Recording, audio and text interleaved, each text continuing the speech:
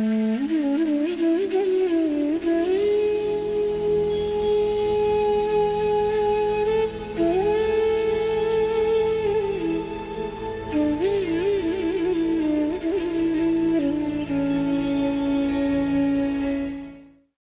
आचार्य जी। आचार्य जी, मैं कई vegan group के साथ जुड़ा हुआ हूँ और वहाँ पे हमारे सामने काफ़ी सारे तर्क ऐसे आते हैं वीगनिज्म के विरोध में, जिनका जवाब तो हम आपके वीडियोस के माध्यम से दे पाते हैं। लेकिन एक तर्क ऐसा आता है कि ये जो पूरा संसार है ये इंसानों के उपभोग के लिए ही बना है। प्रकृति ने मनुष्य को ही ये बुद्धि और इतनी टेक्नोलॉजी मनुष्य अर्जित कर पाए उस बुद्धि की बदौलत। तो कुछ इंसान कुछ जानवर अगर फालतू जानवर अगर खत्म हो भी जाते हैं तो क्या फर्क पड़ता है, और उनकी चिंता नहीं करनी चाहिए, इंसानों की चिंता करनी चाहिए। उसका जवाब नहीं दे पाते। बैठो।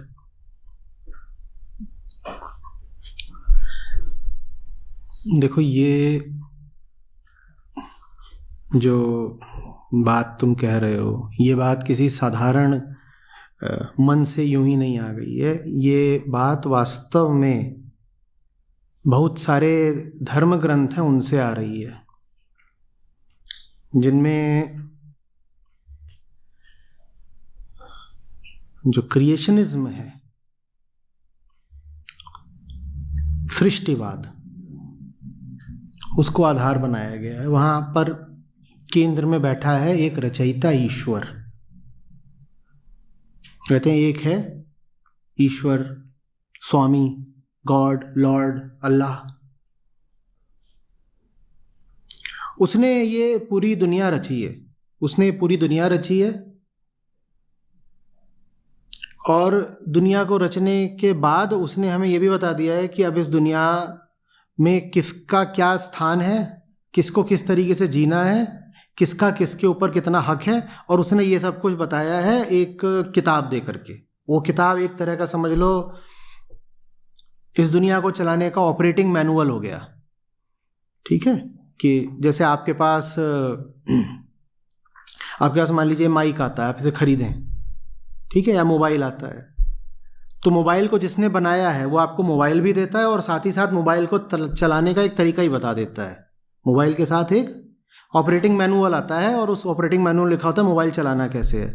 तो बहुत लोगों का विचार ये है कि ये दुनिया भी कुछ इसी तरीके की है। कोई बैठा हुआ है ऊपर जिसने दुनिया बनाई है, उसने दुनिया बना करके हमें दे दी है और दुनिया में कैसे चलना है उसके लिए एक ऑपरेटिंग मैनुअल नाम की किताब दे दी है।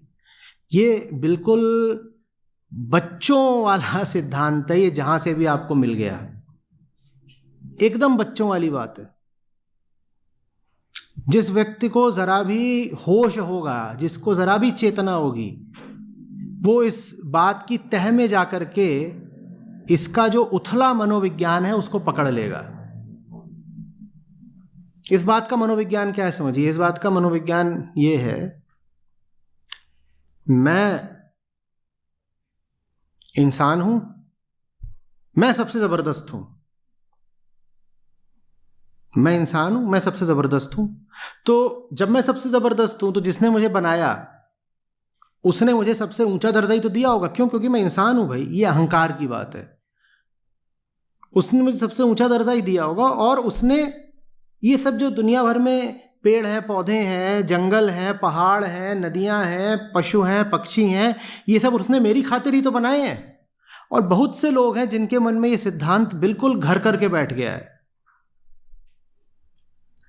और इस बात को उन्होंने मोरल, एथिकल, रिलीजियस वैलिडिटी दे दी है। जो कहते हैं हमारी किताब में ऐसे ही तो लिखा हुआ है कि इस दुनिया में जो कुछ है वो इंसान के लिए ही है। भाई साहब, आप इतने ऊपर नहीं हैं, आप इतने ऊपर नहीं हैं, आप बिल्कुल भी ऊपर नहीं हैं। आप भी प्राकृतिक हैं और दुनिया में बाकी सब कुछ जो है वो भी प्राकृतिक है। और जैसे आपको 100 तरह के विचार आते हैं, वैसे ही आपका ये एक विचार मात्र है कि किसी ने ये दुनिया रची है, और ये विचार भी आपके अपने अहंकार से निकल रहा है। इसीलिए वेदांत कोई धार्मिक विचार नहीं है।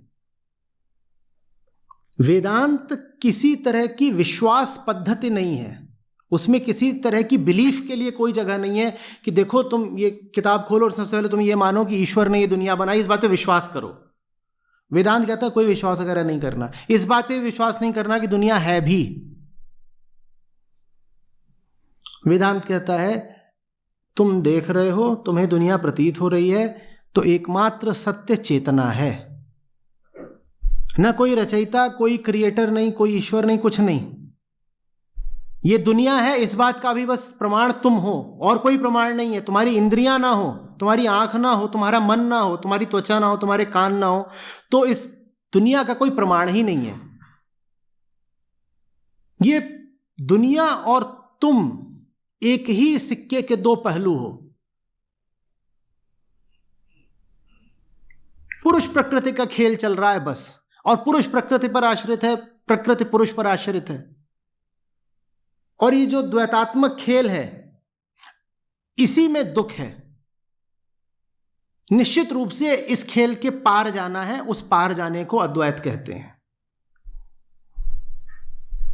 इसमें कोई विचार नहीं है, इसमें कहीं आपको कोई बिलीफ नहीं रखनी है कि मानो, मैंने माना कि एक बनाने वाला कहीं बैठा हुआ है और उसने फलानी फलानी विधि से, फलानी फलानी प्रक्रिया से पृथ्वी की रचना की, फिर ग्रहों की रचना की, फिर पूरे संसार की रचना की, और वो बैठा हुआ है। और जब लोग मर जाएंगे तो उसके पास जाएंगे, उसके पास स्वर्ग है, नरक है, इत्यादि इत्यादि। ये सब कुछ नहीं, ये बेकार की कहानियां नहीं, ये बच्चों की बातें हैं। किन बाल कथाओं में उलझ गए तुम कि सारे जानवर इंसान के लिए बनाए गए हैं? क्यों? क्योंकि इंसान सर्वश्रेष्ठ है ना, तो क्या करेगा? सारे जानवरों को खाएगा। ये सर्वश्रेष्ठ होने की निशानी है। जो सर्वश्रेष्ठ होता है वो सबको खा जाता है। ये कौन सी श्रेष्ठता है भाई? एक दफे आए लोग बोले हमारे ग्रंथ में लिखा हुआ है कि सारे जानवर इंसान के लिए हैं। मैंने कहा इंसान के लिए हैं, इसका मतलब समझते हो क्या है? इंसान के लिए है माने इंसान के भोग के लिए नहीं है, इंसान के खाने के लिए नहीं है।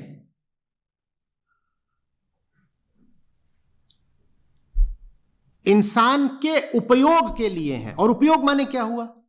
आप यदि चेतना है तो आपके लिए किसी भी चीज का क्या उपयोग होगा कि आप उसके माध्यम से अपनी चेतना उठाएं? आपके लिए किसी चीज का यह उपयोग तो नहीं है ना कि आप उसको खा जाएं। आपने मुझे दिया, आपने मुझे दिया, बोले प्रशांत ये आपके उपयोग के लिए है और मैं इसको चाय में डाल करके खा जाऊं। ऐसे हैं हमारे धार्मिक लोग। बोले दुनिया में जो कुछ भी है वो हमारे उपयोग के लिए है ना, तो क्या करा, इसको चाय में डाल के खा गए। आप जाएं और लोग करते हैं कि किसी बच्चे का जन्मदिन हो तो उसको छोटा सा एक पपी भेंट कर देते हैं, कुत्ते का बच्चा करते हैं ना, उसको रिबन रिबन बांधा छोटा सा, और छोटू बच्चा है, बच्चे को जाके पपी दे दिया। बोले ये तुम्हारे लिए है। जैसे धर्मग्रंथ में लिखा हुआ है ना कि सारे जानवर इंसान के लिए हैं, वैसे ही आप जाएं छोटू को बोले छोटू ये तुम्हारे लिए, और छोटू क्या करे? छोटू उसको काट करके बढ़िया खा जाए। बोले देखो हमें बताया गया था ये हमारे लिए है, तुम इसको खा गए। अरे भाई वो तेरे ही लिए है, वो इसलिए है ताकि तू उसे प्यार दे, इसलिए नहीं कि तू उसे काट दे। जब बोला जाता है सारे जानवर तुम्हारे लिए हैं तो उसका अर्थ होता है वो तुम्हारे प्यार के लिए हैं। वो इसलिए है ताकि जब तुम्हारे सामने आए तो तुम्हारी चेतना को उठाने में तुम्हारी मदद करें। और जब आप एक जानवर के पास रहते हैं और आप उसके प्रति प्रेम पूर्ण हैं तो उसका आपके मन पर जादुई असर होता है। आपकी चेतना के ऐसे तल खुल जाते हैं जो सामान्यतया नहीं खुलते। तो अगर धर्म ग्रंथों में ऐसा लिखा भी हुआ है कि सारे जानवर इंसान के लिए हैं तो उसका सही मतलब समझो।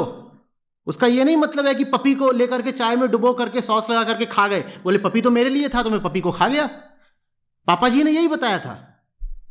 वो जो ऊपर पापा जी बैठे हुए हैं, पापा जी ने बताया ये पपी तुम्हारे लिए है, तो मैंने क्या करा? मैंने पपी को बढ़िया से काटा और मस्त उसको तल के फ्राई करके खा गया। ये मेरे लिए था। ये बेहुदा क्या तर्क है? ये जानवरों वाली कैसी बात है ये?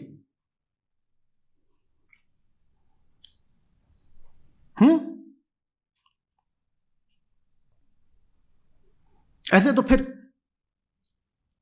महिलाएं होती हैं, उनके बच्चे होते हैं, बच्चा पैदा हुआ उनको ला करके ऐसे दिया जाए, ये लीजिए, उसका भी क्या करना चाहिए? मेरे लिए तो बताओ फिर, झटका या हलाल? तुम्हारे लिए जो कुछ होगा तुम खा जाओगे, इतना बड़ा मुंह है तुम्हारा, पेट के अलावा तुम कुछ हो ही नहीं। देह भाव इतना प्रबल है कि जो भी सामने आता खाने लग जाते हो, बोलते हो मेरे लिए तो बनाया ही है। किसी भी जीव से तुम्हारा खाने के अलावा और कोई रिश्ता नहीं हो सकता क्या? उसे प्यार नहीं दे सकते, उसे संरक्षण नहीं दे सकते। तुम ये भी अगर कहते हो कि तुम उससे ऊपर के हो, उससे ज्यादा ताकतवर हो, तुम बुद्धि रखते हो, प्रश्नकर्ता ने कहा हम बुद्धि रखते हैं, उस बुद्धि का उपयोग उसको मारने के लिए ही होगा, बचाने के लिए नहीं होगा? जल्दी बोलो।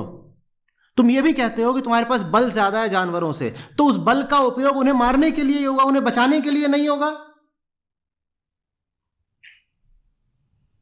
ये तुम्हारे नियत पर है। जब बदनीयत होता है आदमी तो 100 तरह के तर्क करता है, इरादा को लेकर होता है खा जाओ। ये बदनीयती है, इसमें कोई धार्मिकता नहीं है, ना इसके पीछे कोई बौद्धिक सिद्धांत है, सिर्फ बदनीयती है।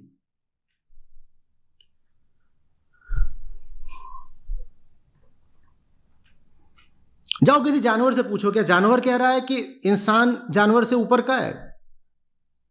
कुत्ते की दुनिया में जाओ तो सर्वश्रेष्ठ कौन होगा? कुत्ता। और बिल्ली की दुनिया में जाओ तब तो निस्संदेह बिल्ली ही सबसे ऊंची है। कुत्ता तो एक बार को फिर भी थोड़ा मान ले कि मालिक मेरा मालिक है। बिल्ली की दुनिया में जाओगे तो बिल्ली तो निस्संदेह यही कहेगी मैं मालकिन हूं, तभी तो मुझे इतना खिलाता पिलाता है। भाई अगर मैं मालकिन नहीं होती तो वो मुझे इतना खिलाता पिलाता क्यों? मुझ में जरूर कोई खास बात। हर जीव की दृष्टि में वो जीव ही सर्वश्रेष्ठ होता है, और ये पशुता की निशानी है। तो अगर इंसान होकर तुम कहते हो कि तुम सब जानवरों से ऊपर हो, तो इससे यही सिद्ध होता है कि तुम भी जानवर ही हो। हर जानवर को यही लगता है मैं सबसे ऊपर हूं। शेर को ये लगेगा वो इंसान से नीचे है? जल्दी बोलो। एक छोटे से छोटे कीड़े को भी यह नहीं लगता कि वो किसी से नीचे है, उसकी दुनिया में वही बादशाह होता है। तो तुमको अगर लग रहा है तुम बादशाह हो, तो तुम भी फिर कीड़े ही हो बस। ये अहंकार की निशानी है कि वो अपने आप को विश्व का केंद्र मानता है। मनुष्य का अहंकार ऐसा है कि वो अपने आप को विश्व का केंद्र मानता है, और एक छोटे से बैक्टीरिया का अहंकार भी यही है कि वो भी अपने आप को समूचे विश्व का केंद्र ही मानता है।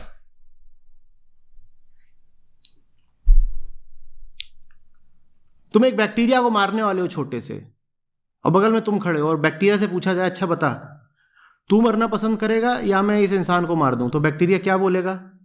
इंसान को मार दो, मुझे जीने दो। इससे क्या सिद्ध होता है? बैक्टीरिया भी क्या सोचता है? ज्यादा महत्वपूर्ण कौन है?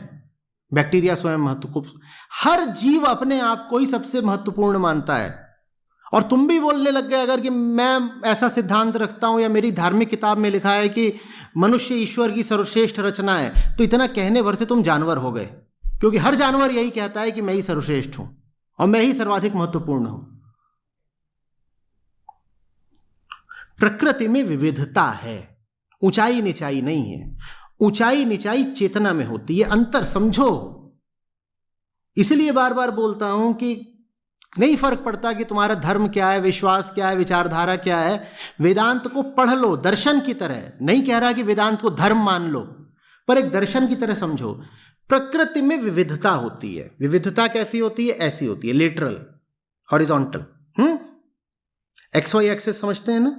तो विविधता यहां होती है। सब अलग अलग है प्रकृति में। स्त्री और पुरुष अलग अलग है प्रकृति में। आदमी और कुत्ता अलग अलग है। छोटा जीव, बड़ा जीव, तमाम तरह के पेड़ पौधे, ये सब अलग अलग है प्रकृति में। ऊंचाई नीचाई कहां होती है? वो ऑर्थोगोनल अलग Y एक्सिस है, वर्टिकल। उसमें चेतना होती है, उसमें ऊपर नीचे होते हैं हम। ऊपर नीचे आप इससे नहीं हो जाते कि आप एक प्रजाति में पैदा हुए हो। कोई प्रजाति दूसरी प्रजाति से श्रेष्ठ नहीं होती। और ये जो Y एक्सिस है, ये ऐसा नहीं है कि ओरिजिन से माने जीरो से सिर्फ ऊपर की ओर ही जाता है, नीचे की ओर भी जाता है। तो चेतना के तल पर आप शून्य से नीचे भी हो सकते हैं। अगर आप ये भी बोल दो कि पशुओं की चेतना इसी तल पर होती है, माने लगभग शून्य होती है, तो इंसान तो श्रेष्ठ हो गए ना, क्योंकि इंसानों की चेतना तो शून्य से ऊपर की होती है। नहीं, पशुओं को तो फिर भी एक तरह की सुरक्षा है, आश्वस्ति है, गारंटी है। क्या? कि उनकी चेतना ऊपर को जाती नहीं, लेकिन नीचे को भी नहीं जाती। तो उनको एक इंश्योरेंस मिला हुआ है कि भैया तुम्हारी चेतना यदि शून्य के आसपास है तो शून्य के ही आसपास होगी, निगेटिव नहीं हो जाएगी, शून्य से नीचे नहीं जाएगी। मनुष्य की ऊपर भी जाती, नीचे भी जाती है। ऊपर जाने के क्या लक्षण होते हैं? प्रेम और करुणा सबके प्रति। और नीचे जाने के क्या लक्षण होते हैं? निर्दयता, क्रूरता, बर्बरता, शोषकता। तो जो मनुष्य कहे कि सारे जानवर मेरे खाने के लिए ही तो बनाए हैं भगवान ने, उसकी चेतना शून्य से भी नीचे चली गई है, वो जानवरों से भी गिरा हुआ है। और अगर वो कहता है कि उसके किसी धर्मग्रंथ में ऐसा लिखा हुआ है, तो उसके धर्मग्रंथ में भी फिर पशुता ही लिखी हुई है।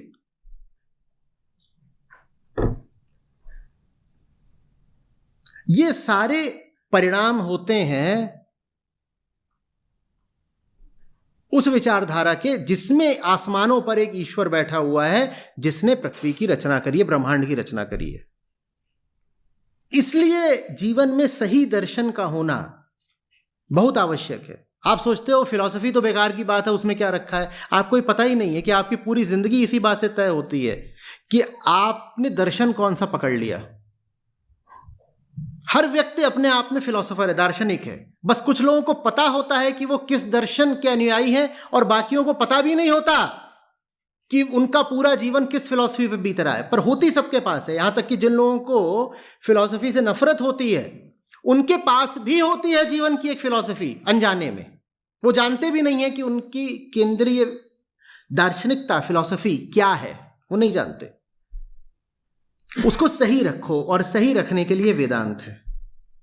वेदांत में ये सब कपोल कहानियां, कल्पनाएं, ये सब है ही नहीं कि बैठो बैठो ईश्वर अकेले बैठा हुआ था, फिर उबने लग गया, फिर उसने कहा चलो लेट देयर बी लाइट, और हम बना देंगे, और फिर ऐसे बना दिया, ये बना दिया, आदमी बनाया, औरत बनाया, सांप बना दिया, ऐसा कर दिया, वैसा कर दिया। ये कुछ नहीं। चेतना, consciousness, consciousness and consciousness alone, चेतना। बाकी जितनी कहानियां हैं वो चेतना के अंदर हैं, वो चेतना की लहरें हैं, वो चेतना नहीं है।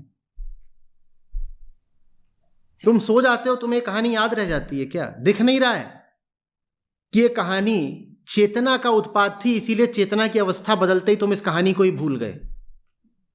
ये जितनी कहानियां या सिद्धांत बताते हो कि जानवर हमारे उपभोग के लिए वगैरह वगैरह, ये सिद्धांत तुम्हें सोते वक्त याद रहता है क्या? माने ये चेतना के भीतर की चीज थी, इसीलिए चेतना की अवस्था बदली, ये चीज भी लुप्त हो गई। चेतना की अवस्था फिर से बदलेगी, ये चीज तुम्हें फिर से याद आ जाएगी।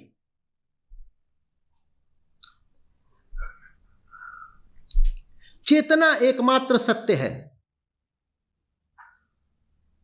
चेतना एकमात्र सत्य है, उसके अलावा बाकी सब कल्पना है। ये समझ में आ रही है बात? और चेतना हमारी देह में बद्ध है। अगर हिंसक रहोगे, क्रूर रहोगे, तो तुम्हारी चेतना और ज्यादा देहबद्ध हो जाएगी। तुम अपना ही बुरा कर रहे हो। जानवर को मार के खुद को ही मारते हो, जानवर को मार के खुद को ही मारते हो। जो जानवर के प्रति कठोर है, उसका मन कठोर ही हो जाता है।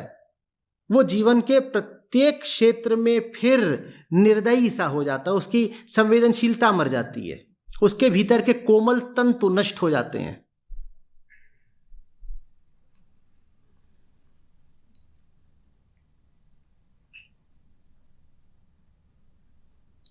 समझ में कुछ आ रही है बात?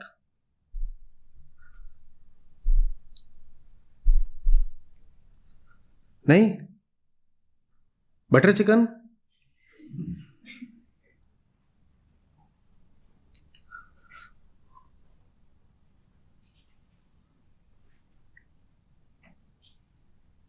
ये राक्षसी हैं बातें, बटर चिकन, फलाना मटन, ये सीधे सीधे दानवीयता का प्रमाण है।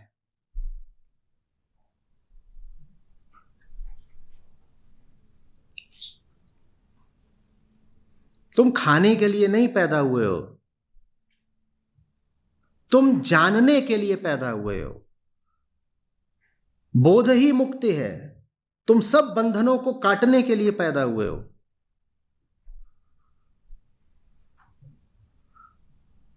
तुम्हारा पूरा अस्तित्व एक बहुत बड़ा मुंह नहीं है कि जो मिल रहा है उसमें ठूसे ले रहे हो, खाए जा रहे हो।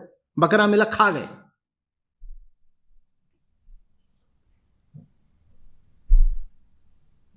अगर फिर तो तुम्हारा कोई एग्जिस्टेंशियल डिपिक्शन हो सकता है तो उसमें तुम्हारे शरीर का कोई हिस्सा आना नहीं चाहिए, सिर्फ एक इतना बड़ा मुंह आना चाहिए।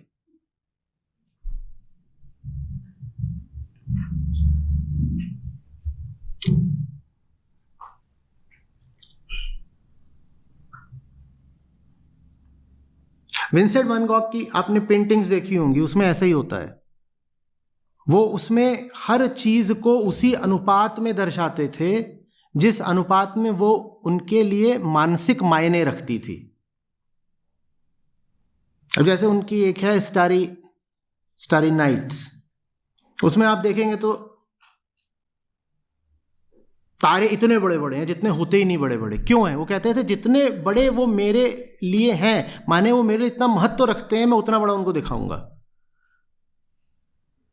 वैसे ही उन्होंने खेत अगर दिखाया और उस खेत में फूल है छोटे छोटे, तो वो छोटे फूल नहीं दिखाते, तो इतने बड़े बड़े फूल दिखाते थे। लोग पूछते इतने बड़े तो फूल नहीं होते।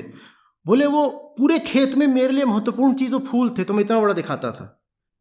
तो अगर इस तरीके से फिर इंसान का बनाया जाए तो इंसान कुल क्या दिखाई देगा? हमारे पूरे शरीर में हमारे लिए फिर दो ही चीजें हैं जो बहुत महत्वपूर्ण रहती हैं, एक खाना, दूसरा सेक्स। तो सोचिए आपकी अगर तस्वीर बनाई जाए इस तरीके से तो कैसी दिखाई देगी? बाकी और कुछ पूरे शरीर में दिखाई ही नहीं देगा। एक इतना बड़ा मुंह और उससे भी ज्यादा बड़ा यौनांग, ये इंसान है। और फिर बोलेगा अरे बनाने वाले ने ये सब हमारे लिए तो बनाया है। काहे के लिए बनाया है? खाने के लिए और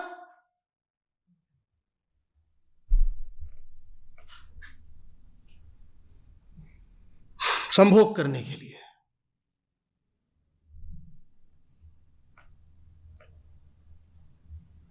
जमीन की भाषा में कहें तो खाने के लिए और ठोकने के लिए। पूरी कायनात इसलिए मैं भोगूं, बस भोगना है मुझे, खाना है, ठोकना है। पूरी दुनिया है ही इसीलिए। ये कौन सी विचारधारा है? इसमें कौन सी धार्मिकता है?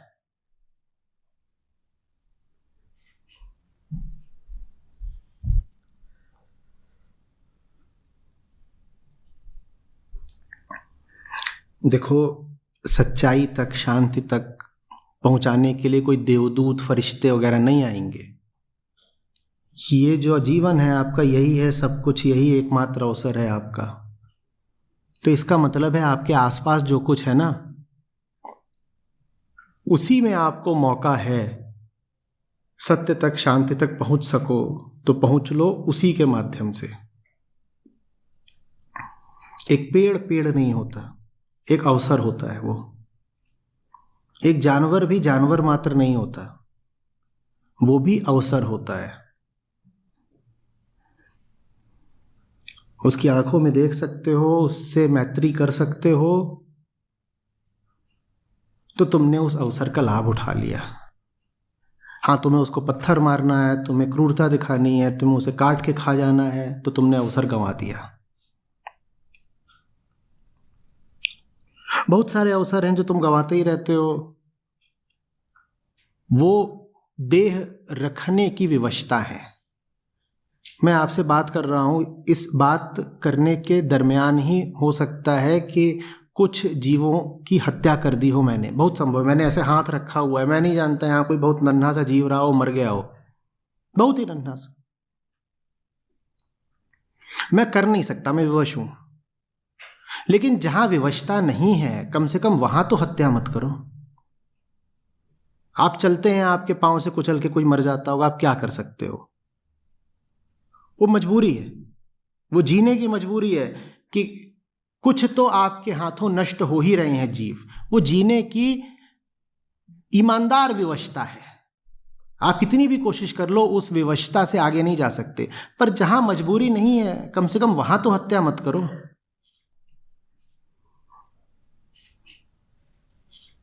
वो आपके भोगने के लिए नहीं है, वो आपके पास चेतना को उठाने के अवसर की तरह है। अच्छे से समझ लेना, उसको फरिश्ता मानो, वही देवदूत है।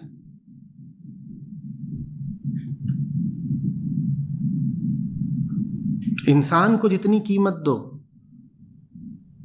पशुओं को, पक्षियों को उससे थोड़ी ज्यादा ही कीमत देना, कम नहीं। ज्यादा नहीं दे सकते तो कम से कम बराबरी की दो।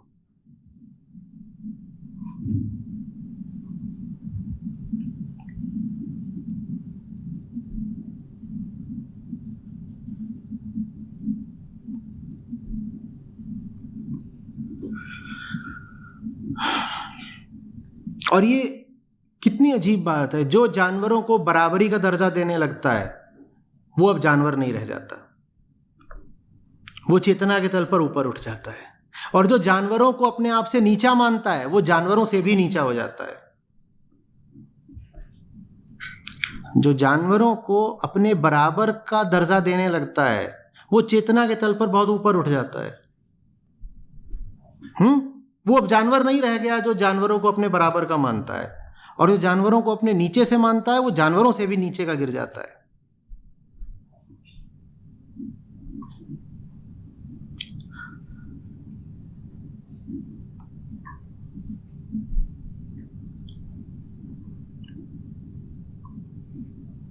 समझ में आ रही है बात?